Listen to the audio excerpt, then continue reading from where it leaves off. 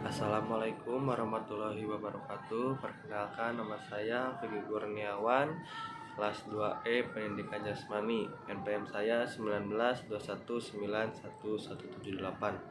Saya di sini akan menjelaskan proses pencernaan dari pembelajaran ilmu gizi.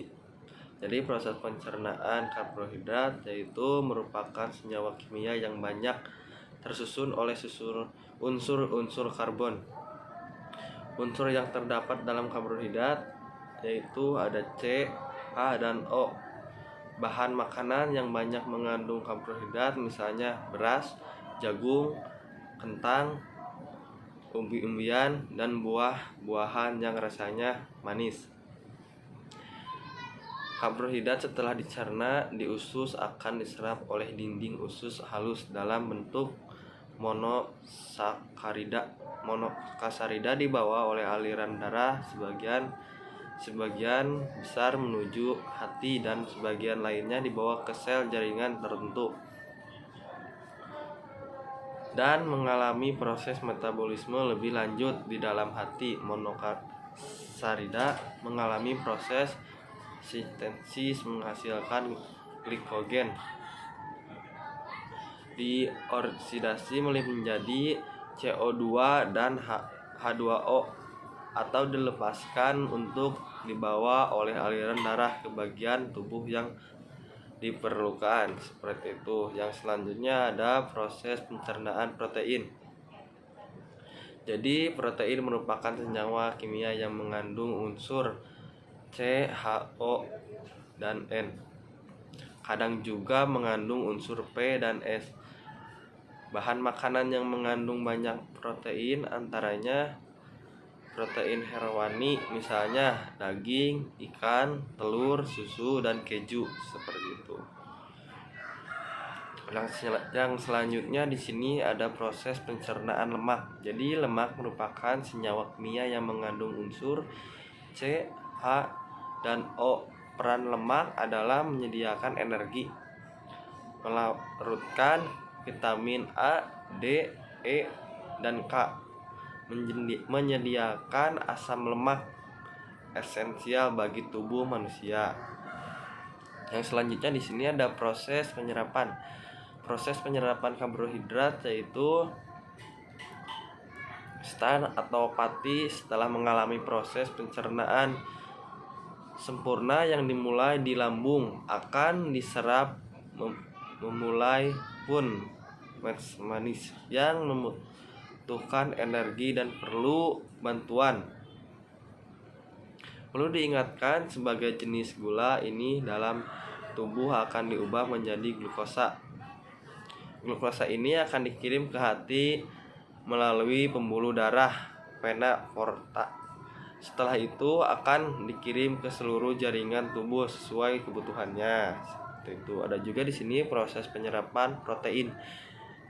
Jadi protein dipecah menjadi asam amino yang ternyata larut dalam air, maka penyerapan mudah dilakukan. Seperti itu. Ada juga proses penyerapan lemak. Pada penyerapan lemak dapat diperhatikan tentang keadaan lemak yang tidak dapat larut dalam air. Agar lemak dapat diserap, perlu dilakukan pencernaan dengan bantuan beberapa reaksi seperti C. Jadi pencernaan lemak dapat dibedakan berdasarkan pada panjangnya rantai C, seperti itu.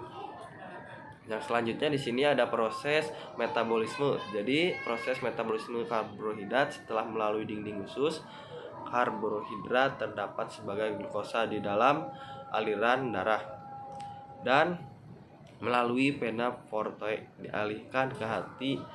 Di dalam organ ini sebagian dari glukosa diubah ke dalam glikogen dan kadar gula darah diusahakan dalam batas-batas konstan.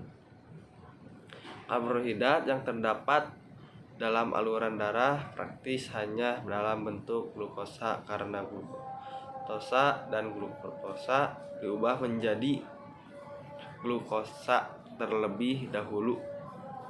Semua monosakarida ini termasuk golongan heksosa, yaitu molekul gula yang hanya mengandung 6 buah atom karbon. Seperti itu.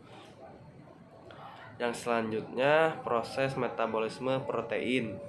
Sudah dijelaskan bahwa protein diserap dimulai di dinding usus sebagai asam amino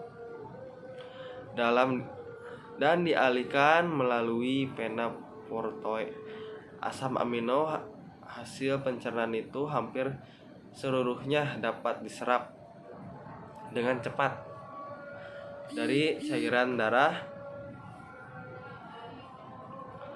Asam-asam amino itu dengan cepat pula diambil oleh sel-sel jaringan, sehingga kenaikan kadar asam amino dalam cairan darah itu hanya sedikit. Meskipun baru makan sejumlah besar daging, asam amino terutama dipergunakan untuk pembentukan jaringan baru atau menggantikan jaringan yang rusak. Seperti itu. Yang selanjutnya di sini ada proses metabolisme lemak. Metabolisme lemak dimulai dengan proses hidrolisa yang menghasilkan glikserol dan asam-asam lemak. Seperti itu. Yang selanjutnya di sini ada asam lemak linolak, asam lemak linolenak, dan asam lemak hidronat. Jadi asam-asam lemak dipegang peranan dalam meraih kesehatan kulit dan harus terdapat dalam makanan. Telah dikatakan bahwa kelebihan kalori yang dimakan baik dalam bentuk lemak dalam bentuk karbohidrat maupun lemak akan ditimbun dalam tubuh sebagai jaringan lemak. Simpanan lemak tubuh mempunyai 3 fungsi, yaitu ada sebagai penyediaan energi yang dapat digunakan lagi sewaktu-waktu diperlukan. Seperti itu. Yang kedua di sini ada menjaga dan melindungi alat-alat tubuh penting supaya tidak bergerak dari tempatnya, misalnya ginjal, mata, dan sebagainya. Yang selanjutnya ketiga di sini ada sebagai isolator yang dapat menghalangi kehilangan panas yang terlalu banyak. Dengan demikian diperlukan tubuh akan pemakaian energi jadi berkurang. Seperti itu. Sekian dari saya. Wassalamualaikum warahmatullahi wabarakatuh.